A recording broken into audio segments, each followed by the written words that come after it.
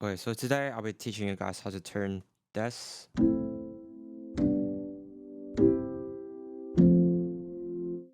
into something like this.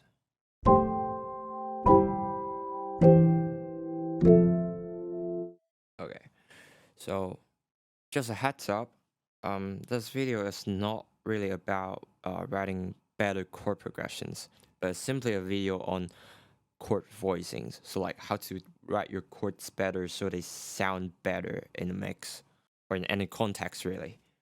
So as you can see in the project, I already broke this down into 4 different levels. So at level 1, it sounds like this.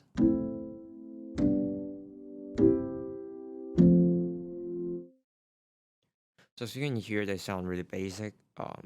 If we look at a MIDI clip, they're at their most basic voicings. So like 1, 3, 5, 1, 3, 5, 1, 3, 5, 1, 3, 5. They aren't really sounding interesting in any way. So they definitely need a lot of work. If we look at level 2,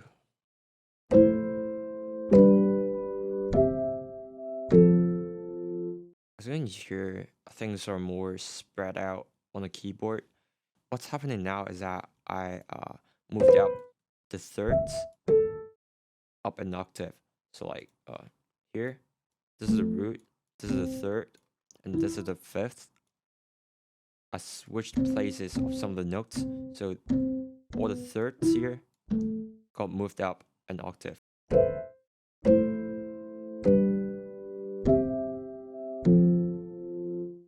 It's a really basic trick, but you can already tell the differences. It's pretty huge. But moving on.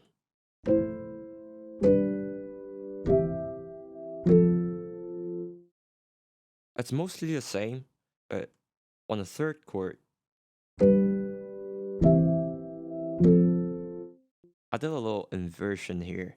By inversion, usually you'll have your root as the lowest note. Let's say like a C major chord, you'll usually have a C at the bottom. But for inversions, as the name suggests, it inverts the order of the notes.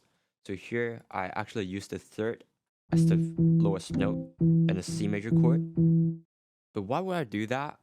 It's basically for better voicings.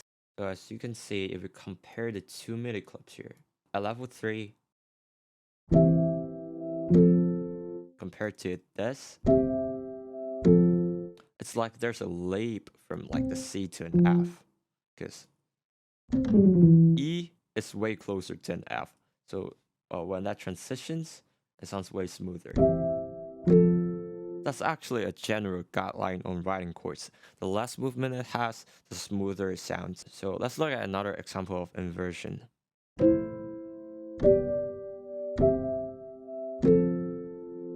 This time I actually inverted the second chord, which is the G major chord. So if we compare the two, and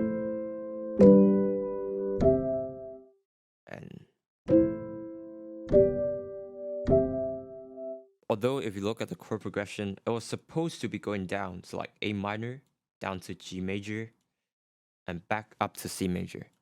By using this inversion trick, you can have it slowly rising up in those voicings. So not only it sounds smoother, it also hits different emotionally. So definitely experiment with inversions because they're really useful and I use them a lot in my productions.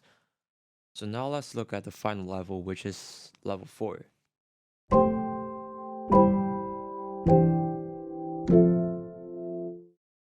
As you can hear, things are even more spread out now. And there are way more notes compared to level 3. But let's not get overwhelmed here, because they're actually really basic. If we look at the first chord, it was supposed to be an A minor chord. However, you can no longer see the E, which is the fifth of an A minor chord. I wouldn't say this is a rule, but in classical music, it's actually okay to omit the fifth, because we look at major and minor chords. This is C major chord, and this is C minor chord. They both share a fifth. So no matter what happens, even though we omit the fifth, so we don't play the fifth, it doesn't really affect the chord qualities. So we can still tell whether it's a major or a minor chord from the root and the third. So, which is why it's generally okay if we want to omit the fifth. However, as you can also see, I did add some extra notes because G doesn't really belong in an A minor chord, at least in A minor triad. If you want to get really technical, the G can actually act as a seventh to the A minor, makes it an A minor seventh chord. However, let's not get things confusing because it doesn't really matter, to be honest. You don't really have to care about theory. You just gotta know the basic triads. What happens after is you experiment with different fancy notes. So a really great starting point would be the bass, second, and fifth.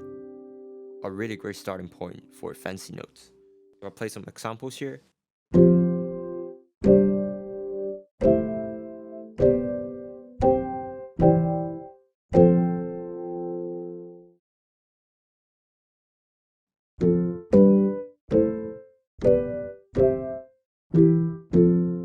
Was I really thinking of like nines and like sevens? Not really. I'm just adding notes as I wanted. Like you just gotta experiment with these notes, like these three as starting points. I mean, after that, just do what you want and stick with what sounds good.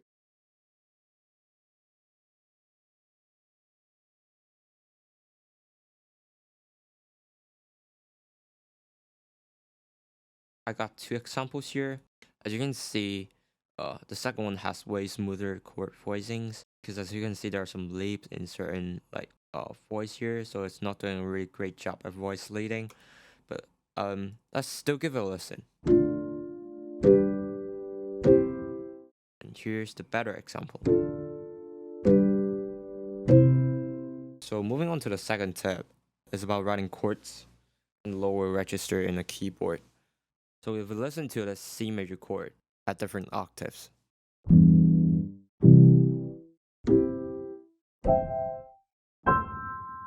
you should be able to hear that it sounds really shit.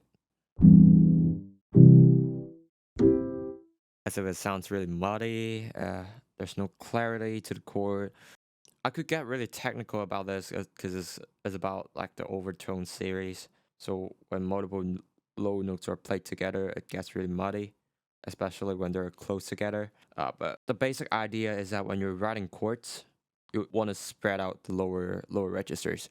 Here's an example. They're playing the same chord, but I'll give them a listen.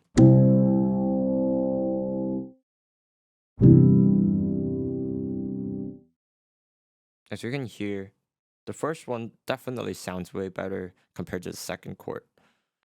As you can see, in the second chord, the lower notes are not spread out at all, which made it sound really muddy. However, for the first chord, the lower notes are way more spread out, even though some of them looked like they're cluttered, but they still sound fine because they're in the upper register. So if we move that down, it sounds shit. So here's the final tip.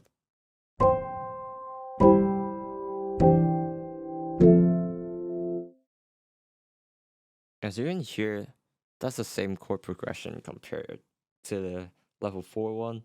However, all the notes are at the same velocities and completely quantized. You can quantize your stuff, but don't quantize them 100%.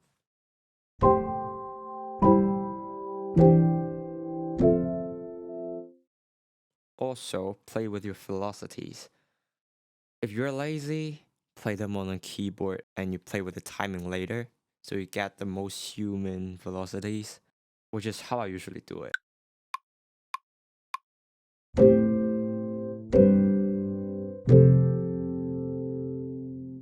I mean, even though the timing isn't right, just tweak them.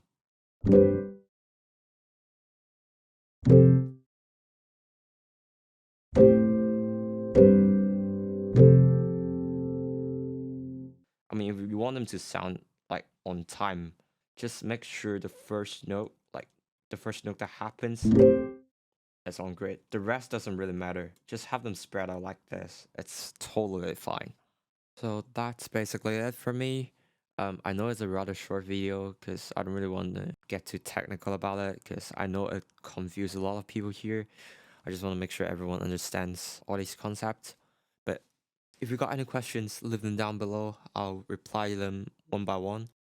So if you like this video, give me a thumbs up, hit that subscribe button. Also let me know what you think about this in the comment section below, like whether I should make another video about like these sort of like music theory stuff, because sometimes it get really boring and like confusing.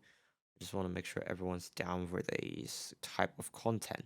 But with that said, thank you guys for watching. I appreciate you guys' support, and I'll see you guys later.